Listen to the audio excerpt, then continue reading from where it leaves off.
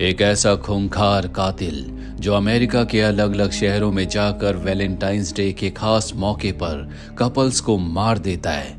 ऐसी एक Valentine's day के दिन हमें एक कपल को दिखाया जाता है जिन दोनों ने अपने लिए बहुत ही अच्छा अरेंजमेंट किया होता है।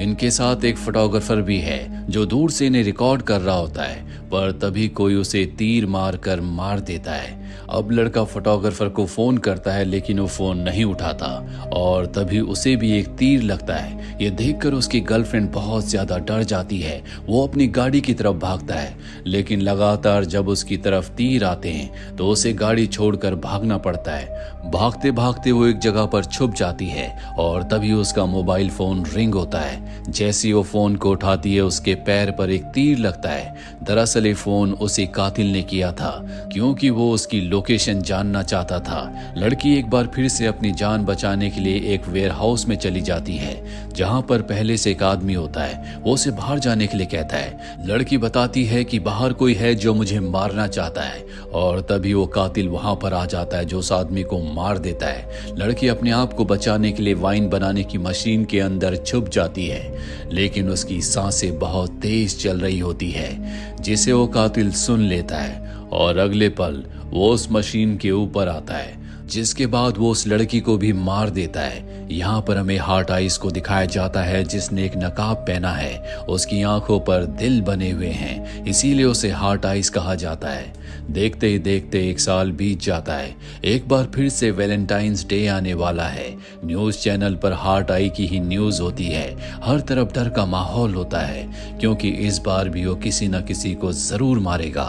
वहीं दूसरी तरफ हमें एली नाम की एक लड़की को दिखाया जाता है जो अपने काम से बहुत परेशान होती है। साथ ही उसका जो बॉयफ्रेंड था जिससे उसका ब्रेकअप हो चुका है वो भी अब किसी और के साथ है, इसीलिए वो बहुत ज्यादा अपसेट होती है। उसके साथ उसकी फ्रेंड भी है। ये दोनों के दोनों कॉफी हाउस में बैठे होते हैं और अब एली अपनी कॉफी लेने जाती है जहां पर उसकी मुलाकात जे नाम के एक लड़के से होती है। ये दोनों आपस में बातें करते हैं और तभी कुछ नीचे गिर जाता है। ये एक साथ नीचे झुकते हैं जिससे इनका सर टकराता है। जे की नाक से खून निकलने लगता है, पर एली को यहाँ से जाना पड़ता है क्योंकि उसके ऑफिस का टाइम हो गया है।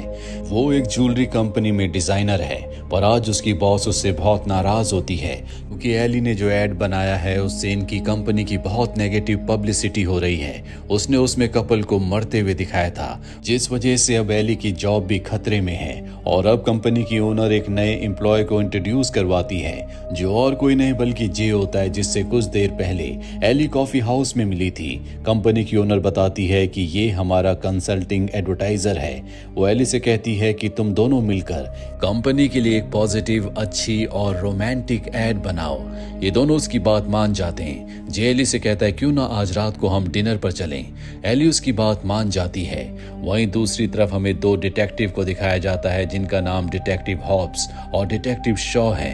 ये दोनों के दोनों उस जगह पर जाते हैं जहां वाइन मशीन के अंदर कातिल ने लड़की को मारा था। यहाँ पर इन्हें एक रिंग मिलती है। डिटेक्टिव हॉब्स कहते हैं कि कातिल कोई मेल है। डिटेक्टिव शॉ कहती है कि वो कोई फीमेल भी हो सकती है जिसे किसी ने प्यार में धोखा दिया हो, जिस वजह से उसने अपना मानसिक संतुलन खो दिया और अब वो लोगों को मार रही है।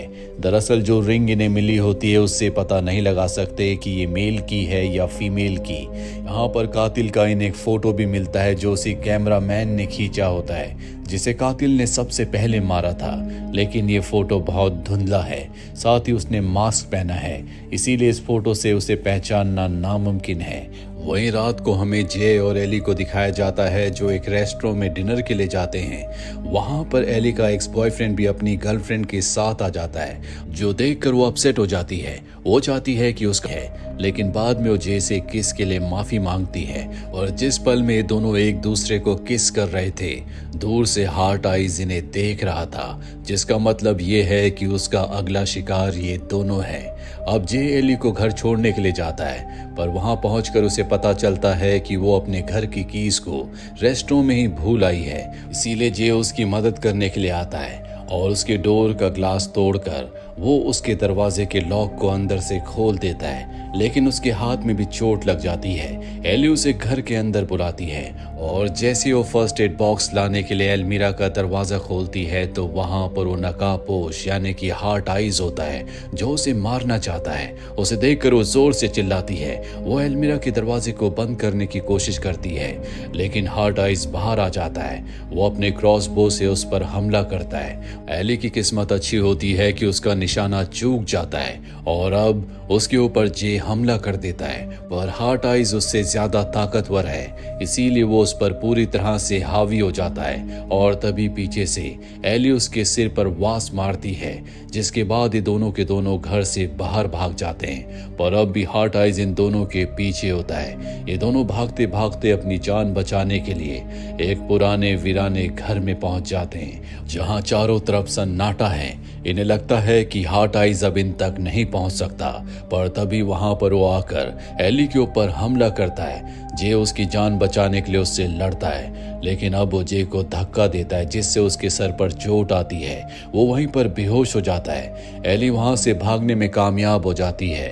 वो भागते भागते एक अम्यूजमेंट पार्क में आ जाती है जहां पर बहुत सारी राइड्स हैं। वो वहां पर एक जगह छुप जाती है, पर यह कातिल बहुत ही शातिर है। वो उसे ढूंढ लेता है, उस पर कई बार हमले करता है, पर एली हर बार बचने में कामयाब हो जाती है और अब एली उसे किक मारती है जिससे वो दूर गिरता है। पर इससे पहले कि वो उठकर एक बार फिर से एली के ऊपर हमला करता, यहाँ पर पुलिस की गाड़ी आ जाती है जिस वजह से हार्ट आइज वहां से भाग जाता है, जिसके बाद पुलिस एली को अपने साथ ले जाती है। एली देखती है कि जे गाड़ी में बैठा है, पर अब उससे नाराज है क्योंकि जब वो बेहोश हो गया था तो एली उसे छोड़कर भाग गई थी।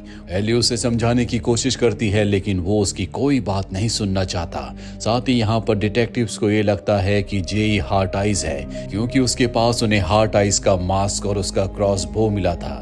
अब उसे इन्वेस्टिगेशन करने के लिए वो उसे पुलिस स्टेशन ले जाते हैं जहाँ पर उसे वही रिंग दिखाई जाती है जो उन्हें पिछली वारदात वाली जगह पर मिली थी। लेकिन जे कहता है कि ये मेरी रिंग नहीं है, मेरी अभी तक एंगेजमेंट नहीं हुई।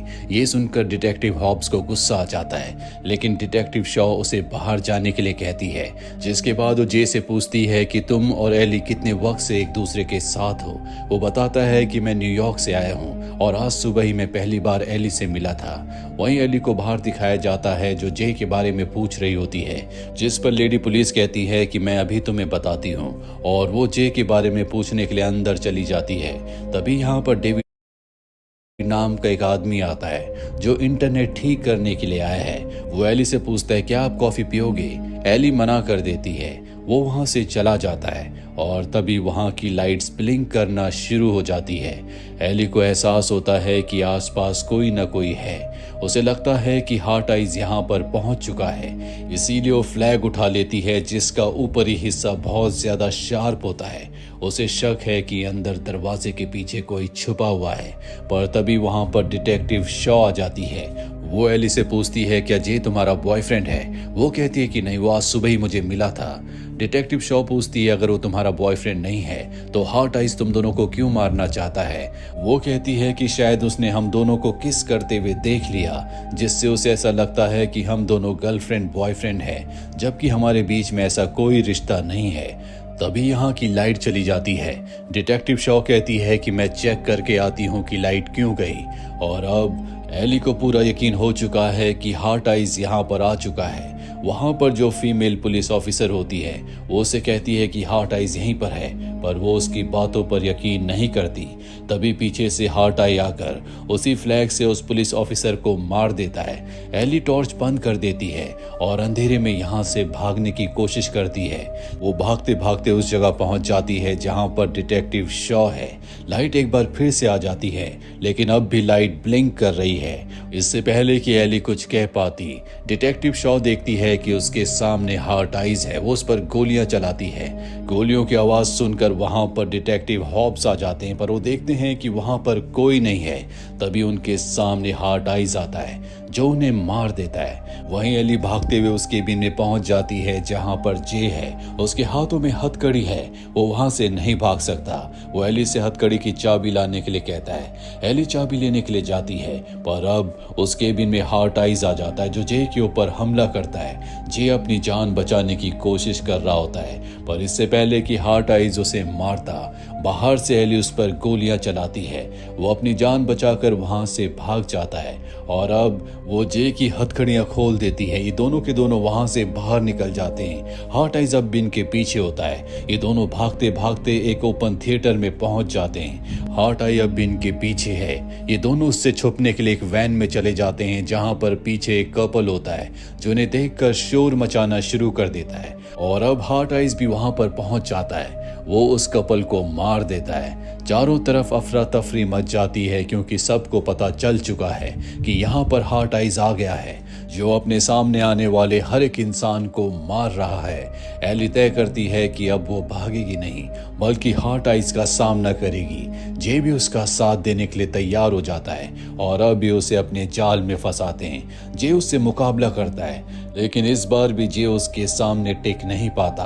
पर इससे पहले कि वो जे को मारता, एली पीछे से उस पर वार करती है जिसके बाद ये दोनों मिलकर हार्ट आइज को मार देते हैं। कुछ ही देर में यहाँ पर पुलिस आ जाती है जो इन दोनों को शाबाशी देती है और कहती है कि पिछले 10 सालों से हम हार्ट आइज को पकड़ना चाहते थे और आज तुमने उसे मारकर पुलिस की बहुत बड़ी मदद की है। डिटेक्टिव शॉ भी यहाँ पर आ जाती है जिसे अब तक जे पर शक था कि वही हार्ट आइज है, पर अब जबकि हार्ट आइज मारा जा चुका है तो उसे पूरा यकीन है कि जे हार्ट आइज नहीं हो सकता।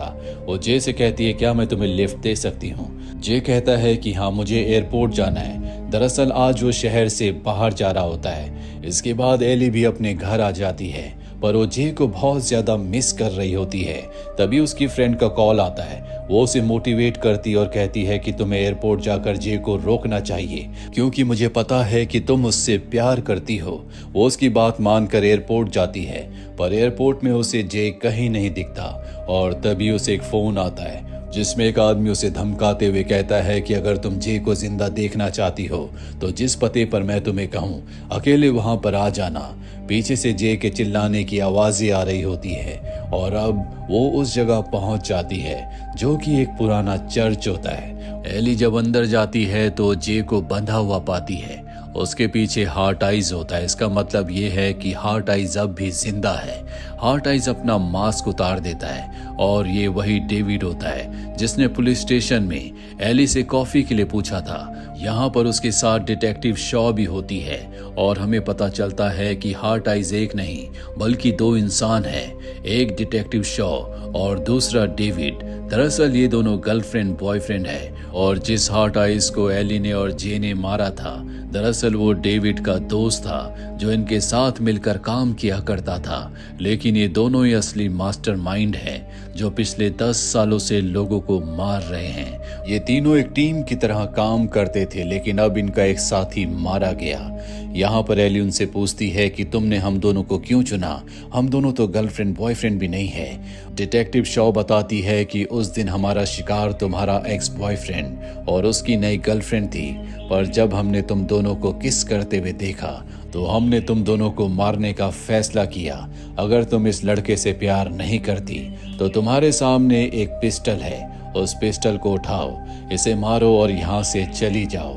एली पूरी तरह से कंफ्यूज्ड हो जाती है। वो पिस्टल उठाकर अपने सर पर लगा लेती है और तभी गोली वो जे के ऊपर चलाती है।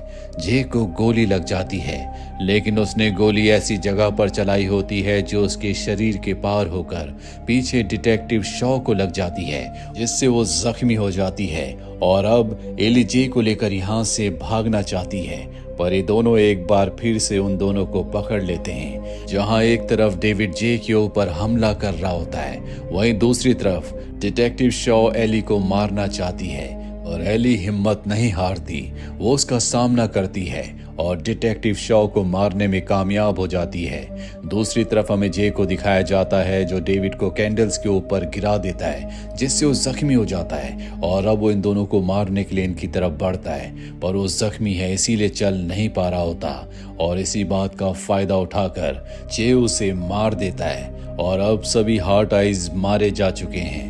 कुछ दिनों के बाद हमें इन दोनों को दिखाया जाता है जो अब एक दूसरे से प्यार करते हैं। ये दोनों ओपन थिएटर में मूवी देखने के लिए जाते हैं जहां पर एली जे को शादी के लिए प्रपोज करती है। वो भी शादी के लिए हाँ कर देता है।